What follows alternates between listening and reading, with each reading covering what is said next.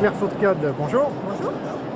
Alors, dans le journal La Croix du 8 mars 2025, vous avez déclaré l'euthanasie, c'est la loi du plus fort. Que voulez-vous dire par là? Dans mon quotidien, je suis médecin de soins palliatifs, on accompagne les patients et faire face à la mort, c'est difficile.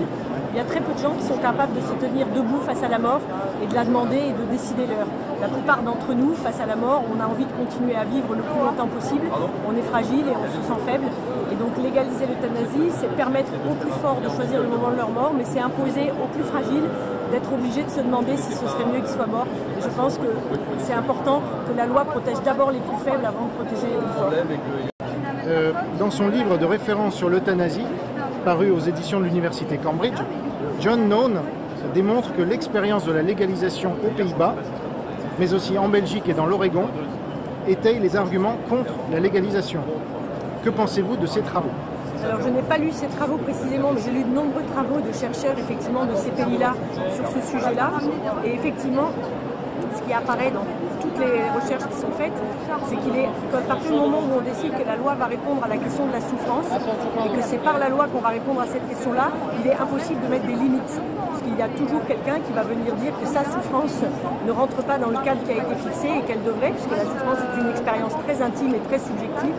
Et donc on voit dans tous ces pays que les conditions d'une légalisation stricte qui sont posées au début ne peuvent pas tenir parce qu'il y a toujours des souffrances qui ne sont pas prises en compte et que donc le cadre législatif s'élargit inexorablement dans tous les pays. Il n'y a pas de pays qui ait réussi à ne pas élargir ces critères.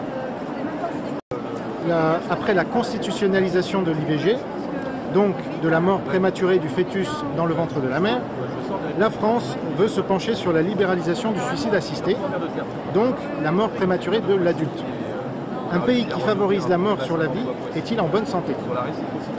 Ce qui est sûr, c'est que je ne sais pas si je saurais répondre à cette question-là, mais en tout cas, ce qui est certain, c'est que ce débat de la question de légaliser l'euthanasie, c'est-à-dire la mort donnée par un tiers et le suicide assisté, la possibilité donnée par la société de se donner la mort, c'est une vraie question, un enjeu pour toute notre société. C'est un enjeu pour les députés. Est-ce que la loi peut répondre à la question de la souffrance? C'est un enjeu pour nous tous comme société. De quelle société on a envie? Est-ce qu'on veut une société qui accompagne les plus fragiles? Une société qui dit aux plus fragiles, si vous voulez mourir, on est d'accord avec ça et on l'organise. Et donc je pense que c'est une question vraiment qui nous concerne tous. Et puis c'est aussi une question pour nous les soignants, à la fois comment on accompagne ces personnes qui se confient à nous, et puis comment on est soutenu par la société pour donner du sens à ce qu'on fait. Donc ce qui est certain, c'est qu'il y a un vrai débat collectif qui doit avoir lieu, et chacun doit pouvoir donner son avis sur cette question-là. Moi personnellement, j'ai envie de vivre dans une société de l'accompagnement, une société de l'interdépendance et une société qui prend soin de chacun, même quand il est en situation de fragilité. Dans son livre de référence sur l'euthanasie, paru aux éditions de l'université Cambridge, John Noone démontre que l'argument empirique remet en question la faisabilité de l'élaboration et de l'application de garanties adéquates contre les abus et les erreurs. Qu'en pensez-vous? Je suis complètement d'accord avec cette affirmation, c'est-à-dire qu'on voit très bien dans les pratiques des pays qui ont légalisé l'euthanasie et le suicide assisté qu'il y a un discours, et on a le même discours en ce moment en France, qui pense qu'on peut tenir un cadre strict, mais on voit que la pratique dément complètement la philosophie de départ, et on voit dans chacun de ces pays une augmentation chaque année inexorablement et parfois très rapide, en particulier au Canada, du nombre d'euthanasies et de suicides assistés, parce que la pratique, l'effet normatif de la loi, une fois que quelque chose est rendu possible par la loi, ça fait changer les comportements, le rapport à la mort de toute la société, et donc on voit augmenter et sauter petit à petit tous les verrous qui ont été placés au départ. Donc je suis complètement d'accord avec cette affirmation. L'acceptation de l'euthanasie dans le cas de patients souffrants qui la demandent n'implique-t-elle pas, logiquement, l'acceptation de l'euthanasie pour les patients souffrants qui sont incapables de la demander, tels que les nourrissons et les personnes atteintes de démence à un stade avancé?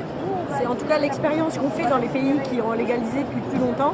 Dans un premier temps, toujours, il s'agit que les lois qui sont faites concernent des patients en capacité de demander au moment de l'euthanasie et du suicide assisté. Et dans tous ces pays, progressivement, cette condition-là disparaît pour qu'on puisse demander sur directive anticipée ou qu'on puisse étendre vers les enfants. Donc les Belgiques et les Pays-Bas ont étendu progressivement vers les mineurs et puis les nourrissons récemment aux Pays-Bas sur la demande des parents.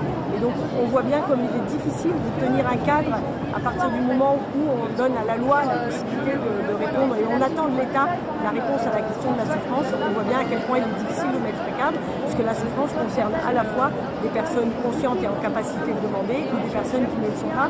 Mais ça ouvre un champ de difficultés éthiques qui me semble tout à fait vertigineux, c'est-à-dire qui va prendre la décision pour quelqu'un qui n'est pas en capacité de demander et qui a dit antérieurement qu'il voudrait, comment on décide que c'est le bon moment et que c'est maintenant qu'il faut le faire. On voit les Pays-Bas et le Canada en particulier devant un gouffre de questions éthiques de qui va prendre cette décision, à quel moment on la prend, comment on la met en œuvre, quand la personne à ce moment-là refuse sa mise en œuvre. Et donc ça ouvre de nouveau un champ de questionnement qui est absolument gigantesque. Claire Fourcade, merci. Merci.